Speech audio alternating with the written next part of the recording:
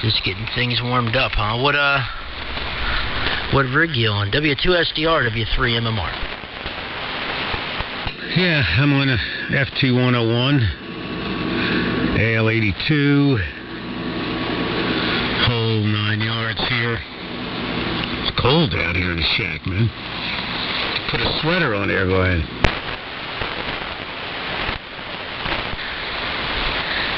Oh, brother. Yeah, well, the good old FT101 is doing the job. Big signal. Sounds fantabulous as always. On the Anan again this evening. I can't remember the last time I was on the DX100. I gotta keep that thing fired up, man. Well, you know what they say. If you don't use it, you're gonna lose it. There, go ahead. Yeah, Anan. Don sounds good, man. Sounds real good. Yeah. Non sounds great. The DX100 sounds good. I haven't used this in a few days, so figured I'd get this baby on. And so the other day, what were you playing with the phase rotator? I settled in on four sections or whatever they call them at 340 hertz. That's the basic design of the old Symmetra peak. The Kahn Symmetra peak. He's the first guy that invented the symmetry phase rotators. It was a passive one, just with inductors and capacitors. And it was four sections centered around 340. I mean, I experimented with all different settings, and I figured I just settled in on that. So I use that both on sideband and on my AM profile. What did you settle on? Go ahead. Let's let me see. I know the frequencies. I think 500.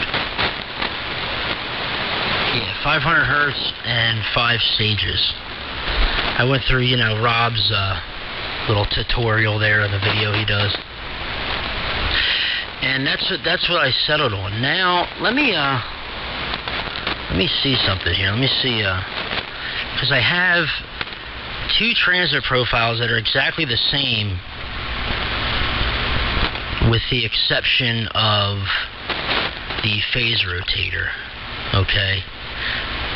Which is the new way I have it now and the way I had it before. Okay, let me see if you can hear a difference. Let me here, make sure this is.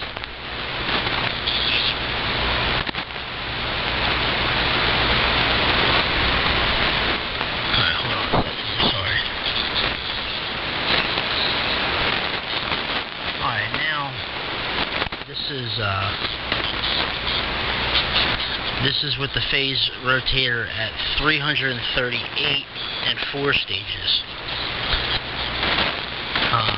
Wait a second.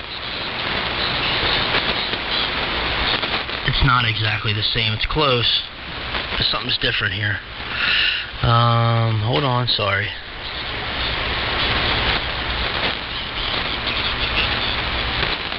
Alright. Yeah, okay. Now, that's back to the old, or the original profile. This is with it at 505 stages, 505 stages, and this is with it at 338 and 4 stages. And back to the way I had it, at 300 or 505 stages. Which one? Do you hear any difference? No, I don't hear any difference, and I'd be shocked if I did hear a difference. Basically, you're not really going to hear that much of a difference there. What that's for is to even out the positive and negative peaks. So your audio compressors, if you use an audio compressor, works better. In other words, so that the audio compressor isn't grabbing and limiting just on the highest peak. You see? So in other words, it's reducing the peak and bringing up the valley. In other words, so the compression circuit, if they're used, more evenly compressed. That's the whole point of that. So, and what you want your frequency to be is the frequency of the most energy in your voice. So most men's voices have that most energy between 200 and 500 in that area there. If you looked at a audio spectrum analyzer and started talking, most of the energy is right down in those frequencies, as the people call the mud frequencies. That's because they're most accentuated. People try to equalize them out. So that's the point. Now, the number of phases, I've made those things on homebrew phase rotators with op amps. And, 4 or 5 stages is usually good enough. The more stages, the more rotation you get. But you get to a certain point where it just doesn't make any difference anymore as far as the number of stages. Now, I don't know how they do that in software. I have no idea. I know how they do it in passive devices like inductors and capacitors, but I don't know how they do it in software. I know how they do it in op amps. Did I send you that link by describing the symmetric peak and describing how these phase rotators work over? You may have, but if you did, I don't remember where I put it or remember looking at it.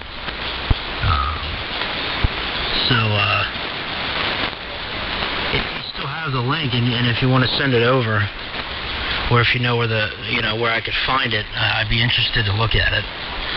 That's for sure. Yeah, and I worked on other things on the audio too. I worked on a little bit more of the muddiness and trying to even things out a little bit, because the last time we were on here, I had things like the background was extremely loud. Everything was just like way too up front. You know what I mean?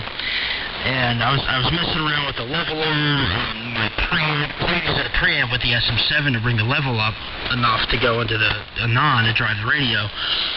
So I was messing around with the levels on the on the preamp, and then messing around with the mic slider to kind of get the background noise down, but then keep the leveler up as close to 0 as possible, and to keep my average modulation up. And I kind of settle. My mic slider is right at 10 dB, but the mic meter doesn't go much above. It doesn't go above minus 10 dB at all. That's like really when I really get idle, and it goes up to like minus 11. So it seems to I seem to have got it where I want. I don't have any fans going on over. I got the fans blowing in here, and I got the fan on the amplifier, and the air conditioner in the other room. So it gets kind of loud over here.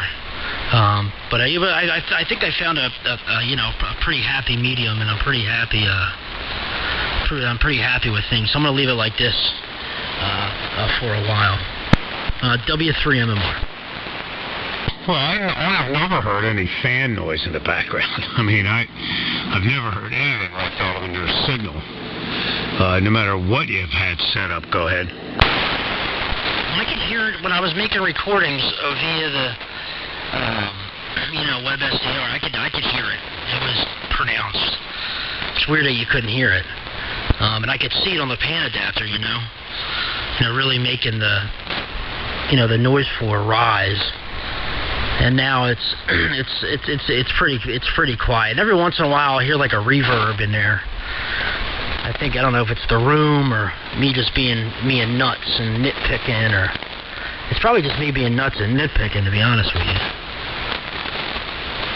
But no, I'm happy with where it's at now. But I'll tell you what, man, you got that FT101 sounding like no other, man. That's one of the best sounding rigs on here. Flat out, hands down. Don't get much better. Well, it's simple. You know, I just have the 528E and the Innovonics. You know, and just a basic EQ in the 528. Well, I mean, this Innovonics, you know, does a really, really good job. I mean, that's why it's expensive, and it's a broadcast processor, because it does just about everything.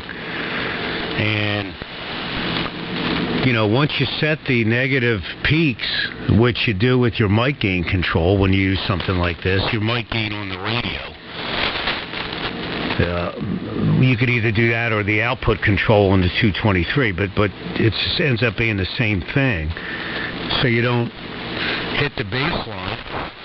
You let the thing do its work, and it does it really, really well. But that's, you know, they're not cheap, but if you're an avid AMer and you're not using an SDR, I mean, if you got a rig like this or a DX100 or something like that, I mean, they're well worth it because, you know, you can hook up a good quality, if you want to use an audio rack and all, I mean, and you don't have to worry about hitting the baseline or anything, and it takes care of, you know, compression and, you know, all that kind of stuff automatically. So anyway, and you could adjust your bandwidth. I've got, 4 or 5 bandwidth adjustments on it. 5 kilohertz, 7, 9, I think 10, and then wide open. So I can go, I can adjust to each one of those bandwidths. I think I keep it on 5. I'd have to look. I don't know if it's in this section of the menu or not. I may have to hit the button and get into the hidden section. I mean, not that it's really hidden, but so I can adjust the positive peaks. Now here's pre-emphasis, okay? So it's on. Now pre-emphasis is off. Probably cuts down on the highs a little bit. Now it's back on. And here's positive peaks. I got it set at 140. That's the highest it goes. And now I got it set on 100. So it cuts it back some. See, like right now, I'm going about 230 watts of carrier, and it's peaking about 1100 on the watt meter. Now, if I turn it all around to 140, it's peaking at over legal limit. So it cuts back on the positive peaks. It definitely does. So if your transmitter can't take those kind of positive peaks, you know, your mod transformer or whatever, you just turn it down with the Innovonics, so you can adjust the positive and negative peaks independently with the 223 guide. Yeah, W3MMR.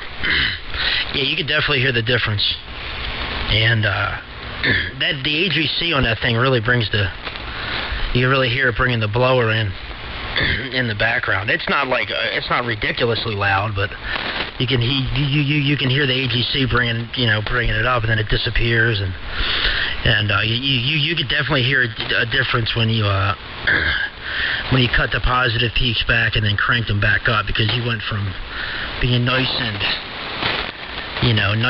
kind of relaxed sounding to way up in your face. There's a big difference, and those have become a pretty popular unit. You're the first I ever heard of having one, and then I've been seeing them, more and more in people's pictures and people talking about them on the air and so on and so forth. So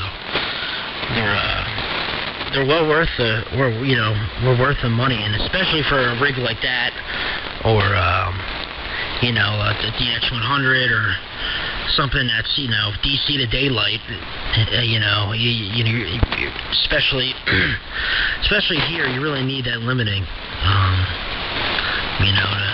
to keep things in check. But But it's definitely a nice little unit. And I'll tell you what, man, you tried beating it in my head when I first started with all this audio mess, a few years ago, and about simple is more. Less is more, and keep it simple. I mean, I've definitely found that with processing, the less you use, the better you sound generally. Because you get so much going on, you change one thing, and then, next thing you know, you have all these settings, and you're so far from where you started. And you sound, and you're thinking you're getting yourself sounding better, and then when you go back to square one again, you sounded better than you did after all those settings and all this gear and this, that, and the third. Just an EQ. And this rack of mine over here, I can't even remember the last time I turned it on besides the preamp. It's just been sitting over here ever since I got bit by the CSC bug. Here on the Anan, there's been no need for it. So I've been real happy with the way things have been working out. I've been thinking about maybe switching back to the B1 for a little bit, just to see, for a change of things. But this SM7's been working out so good, I've just kind of left it, But yeah, with the Phillies, man, if we're able to pull that one off, but we got to see how we do against these Braves. That'll be the test. I won't be surprised if we get swept, to be honest with you. I hope we win, but it doesn't look too good. W3MMR, W2SDR. Okay, I turned off the AGC. You can probably see that. I'm still getting the peaks, but it doesn't bring up the background at all, and it's more even. I mean, not even, but now I'll turn it back on. Okay, now it's back on. Nope, wait a minute. Now it's back on.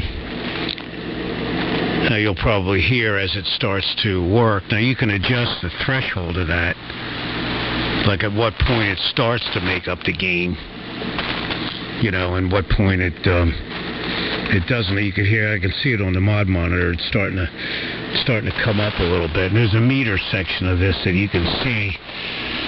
You can see what it does and stuff like that. So usually when I first make a transmission, it's amplifying a lot because I haven't been talking. See, but really this is meant for a broadcaster that there's always music or talking going on. It's never dead, so it doesn't open all the way. But I kind of like it on. I leave it on all the time. Well, when you have a lot of stuff in your rack and a lot of knobs to turn, what ends up happening a lot of times is you have one box fighting the other one. Because you got say if you have 5 units, 5 boxes, and you got all 5 on. Well, a little too much highs. Let me turn it down in this box. Well, it was too high because box number 4 was turned up too high. So now you're boosting it in 4 and cutting it back and forth. And so you have all these things fighting one another. And if you turned off every one except one good all-purpose box, it would probably do the trick. So you have to be, if you're using a lot of different stages like that, you have to be careful that one's not fighting the other one. A lot of guys don't realize that, so they want to keep adding to get more. Well, you have to add to make up what you're taking out in the other 5 boxes you got hooked up. Well, yeah, the Phillies, they did good today, and this Braves series is going to make it or break it, I think, man, because there are a lot of games out now, and if the Braves sweep them, let's forget it. But the Phillies can get back in the hunt if they do really well against the Braves. So, to take one game at a time, as they say, and one team at a time. Because these teams, you know, from the best team to the worst team, there ain't that much of a difference. You know, they're all major league professionals.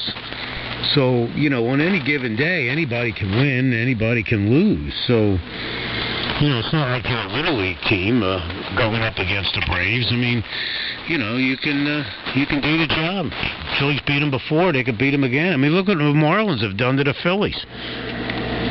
So,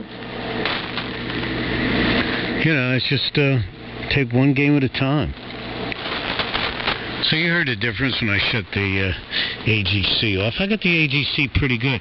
When you watch the AGC meter on this thing, on that section, you could tell by the bar if it's going to the right, that means it's making up the game. It's starting to boost. And if it goes below the center, that means it's backing off on it because your input's louder. So you were supposed to adjust it so it pretty much stays in the center. That keeps a level like right there in the center. Now see, if I stop talking for a minute or talk low, like back here, I backed up about 3 feet from the mic. Now I'm watching that meter. It's starting to move to the right. Start to go up to the right a little bit more to make up the gain. See, now I'm hitting over 150% 3 foot away because it's brought it up. Now if I get up real close on it like this, okay, it starts to back down. It's backing down now, backing down. Now it's back to about the normal zone, which is right in the center. And if I talk real loud and stay right up front, it starts to go to the left of the center, which is cutting it back a little bit. So should be a pretty good demo. W3MMR, W2SDR. W2SDR, W3MMR. Oh yeah, that was a perfect demo. And that's, I mean, you're 3 feet away from the mic, and it sounds like you're right up on it. You know, once that thing, you know, starts making up the gain. And, you know, the second you stop, well, not the second you stop talking, but, you know, when you stop talking for a little bit, it really starts to bring up that blower in the background. But that's amazing how that, all the stuff that little box does. And I remember you showing me, you know, giving me a little demo there of the meter and everything, and how the whole thing works. And it really does a great job. I mean, an absolutely great job. Now, back to the processing. I remember when I was fighting myself. I was using my preamp, which has a bunch of frequency, you know, octave bandwidth and different frequency adjustments on it. Then I was into my EQ, which is a 32-band EQ, okay? Then I was going into that, you know, that multi-band enhancer and exciter and harmonic exciter, and you know, I could it has a bass processor, and you could boost the low end, and you know, I had one channel going into another, so multiply that, you know, the thing by 2, you know, and I was fighting my highs, and I had to cut it back here, or you know, there wasn't enough boost, you know, or what I thought in the bottom end of my EQ, you know, or there was too much cut in the EQ, so I was boosting it in that thing, and then, you know, boosting the highs here, and next thing you know, you're way ahead of yourself, you know, and you know, and the processing in, you know, in these SDRs, even, you know, like you've told me before, I mean, it's top quality stuff. The algorithms, you know, for that they use for this, you know, the processing that's built into this Power SDR 3.4.9 is some of the best, you know, that's out there. You know, and the AGC and the ALC and the compressor and the multi-band compression and you know, and everything else. I mean, this thing is just, it's got everything you need built right into it. You know, you know, you really couldn't ask for more, and if you do, you're kind of being selfish. But you know, you make a good point about the baseball, because the Phillies swept the Braves already. They beat us up a little bit. You know, the Marlins have beat the Braves. The Braves, you know, the Braves are undefeated. You know, they have 30 losses. Okay, and at the same time, we went on, you know, a losing streak. You know, our skid in June, they were literally the complete opposite. We were like 10 for 19 in the month of June, and they were like 21 and 10. Okay, so I mean, what we were gaining on them in the beginning, what we lost, they gained. You know, so us going into this series, if we can, you know, pull out a series win against them, okay, not a sweep, you know, but if we can get a series win against them, we can make some real good headway going into the All-Star break, and that would be a ton of momentum. Okay, and I think it would really, you know, start off the second half of the season, you know, after the All-Star break, really on the right foot. So if the Phillies, you know, can really play some good ball at any time this year, this is the time they need to do it. And it'll be a really exciting series, and I'm really looking forward to it. I don't know what I'm going to do tomorrow. There's no baseball. It's the first time in 17 days there's not going to be a game on, a Phillies game on. So I guess I'm going to have to resort to another team. I can't not watch baseball. So I'm going to have to see what other games are on tomorrow. And, did you hear about Washington today? The Nationals won against the Tigers today. That Max Scherzer pitched another complete game and another 10-strikeout game for that guy. I mean, that guy is just unbelievable. He's the guy, remember, with the black eye and, you know, bunted into his sunglasses during BP. I mean, now that's a pitcher. That's a Hall of Fame pitcher, that guy. I'd be real surprised when he retires if he don't make the Hall of Fame, because he's been, you know, consistent like that his entire career. And that guy's just something else. If only the Phillies could find a guy like that, an ace, you know, but, you know, they're few and far between. There's not too many of them, man. The Dodgers have a guy, Kimbrel. Is it Kimbrel? I can't remember. One of the Dodgers starting pitchers. And you got Max Scherzer. You know, Cole Hamels is another one. But there's really not too many pitchers like that left, man. Lights out, shutout pitchers like that. Especially in this day and age with how easy they're making it for hitters to hit and the way the balls are jumping and all that mess there. So I guess we're just going to have to see. W2SDR, W3MMR. Yeah, W2SDR. W3MMR, W2SDR. I get our calls mixed up, man. That's weird, huh? Scherzer had 14 strikeouts today. 14 strikeouts.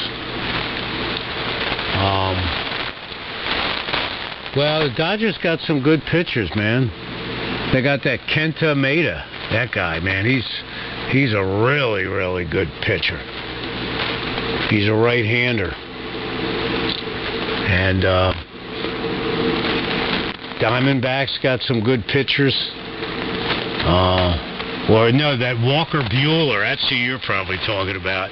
Man, that guy's like 8-1 this year with 104 strikeouts so far this year. So, and so is Jin Ryu, with Hyun Jin Ryu. He's another one, man. He's 9-2 with a 1.83 ERA. Well, see, that's it. The Phillies pitchers is going to be the death of them, and that's all there is to it. I mean, these guys, if they beat Atlanta, if the pitchers do a good job, they're going to be lucky. Not because they're that good, it's because they happen to have a good day, and the Braves had a bad day against them. But, you know, they're not going to do it because they're a Scherzer, you know. So the Phillies bats have to end up making up for a lot of shortcomings in their pitching staff. And, you know, it's like with any other sport, the team with the least amount of mistakes. You know, they can't be having them screw-ups on the bases, in the outfield, you know, because you can't be walking guys with a 3 or 4 run lead. I mean, all of those things can come back to bite you in the ass. A lot of walks, you know, those type of things. Make them hit the ball. Make them hit it. But you start walking people, especially with a lead. You never walk somebody with a 3 or 4 1 lead. I mean, make them hit to get on the play, on the base. On base, man. You start walking people with 3 or 4 run leads, and it just leads into trouble. So Well, it's all good. You got to work tomorrow night, right? Isn't tomorrow night your first night over? Yeah, it is. I didn't listen to me. I'm thinking about watching baseball. I gotta go to work. Yeah, I gotta go to work tomorrow night. Yep, first night at the new job there. So. Yep. Gotta be there at 4 o'clock. So.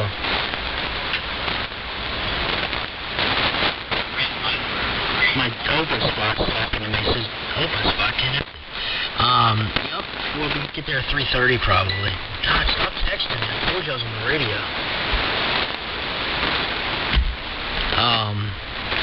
Clayton Kershaw is who I was thinking of for the Dodgers. Listen to these stats. 116 wins in his career, 71 losses, a 2.43 ERA, okay? 2,188 innings pitched, 2,357 strikeouts. He's an MVP, Triple Crown winner, Gold Glove, 3-time Cy Young winner, 7-time All-Star, and he won the ERA title 5 times. He's a starting pitcher for the Dodgers. That's who I was thinking of. I mean, that guy's, that's like some of the best of the best. He was in that top 10 pitchers of all time thing you sent me. That what's his name was number 1? When I went back through it, he was in the top 10. Yeah, Clayton Kershaw. That guy's something else, man. Phew. But the rest, I mean, and all the other guys you named in the Dodgers pitching staff, I mean, they're just, all of them. There's really, nobody bad in their staff. Which is probably why they're going to make it to the World Series. Oh, my God. So,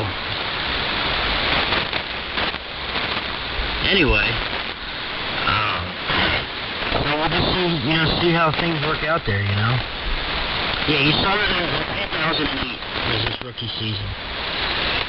I don't know, but the Phillies are obviously going to make a move before the trade deadline. I just don't know for what. Probably for a pitcher, but I don't even know who's out there. I heard rumors of a guy from the Marlins, a young guy from the Marlins. I forget his name, and like I said, I don't even know who else is out there. So, but I'm sure it'll be on sports radio and all that stuff, who's available, when they get closer to the deadline there, so. I guess we'll have to wait and see. I'm getting hungry, man. I haven't eaten dinner yet. What are you doing for dinner? W2SDR, W3MMR? I don't know. I didn't even think about it yet. I had some Ben & Jerry's ice cream before I came down here. I haven't thought about dinner yet. I got a hamburger that I thought out. I can make a hamburger. I've got some bolognese that I can make. That's left over in the refrigerator, and I got some frozen stuff. So, and it's $7.99 pizza night up at Danny's. So I got a lot of choices, I guess, what I could have for dinner tonight. So we'll see what happens with that. Well, usually the mid-season trades before the deadline is just the icing on the cake, You add a good, maybe a pinch hitter, an extra pitcher in the bullpen, the utility man. I mean, nobody's going to have a blockbuster deal in the middle of the season. It's never going to happen. So the Phillies could, if they pick up somebody, it's going to be a guy like the outfielder they got, or what's his name, that left-handed throwing outfielder. And, it's going to be somebody in that regard. I mean, the guy could end up being a really coming through for him, but it's not going to be, nobody's going to get rid of, anybody great at this time. There's been a history of the mid-season type before the deadline trades. So, let's see what happened to Koufax, the guy you're thinking of, the number 1 guy. Yeah, what a pitcher that guy was. Yeah, batters would know what he was going to throw, and they still couldn't hit it. Yeah, so, but, people like that don't come every day. But that guy from the Dodgers is a great pitcher, man. He's up there with the best of them. Kershaw, and he's done it for years too. I mean, that's what makes a good pitcher is longevity. You know, but this year they've got 3 or 4 guys on that staff that are doing really, really well, and that's going to make the difference when it comes to playoff time. Anyway, I don't know if anybody was up on 85. I don't have a pan adapter on this heap, so I don't know what's going up there. So maybe I'll take a break. Maybe rustle up some grub or something. I already did the cat thing. That's all done. Tomorrow I may cut some grass. I got to get the big tractor out and cut some grass, so it's going to be pretty nice, up to about 85. There's just a slight chance of thunderstorms maybe Tuesday, but the rest of the week is going to be pretty dry. So I'm going to get some grass cutting done tomorrow.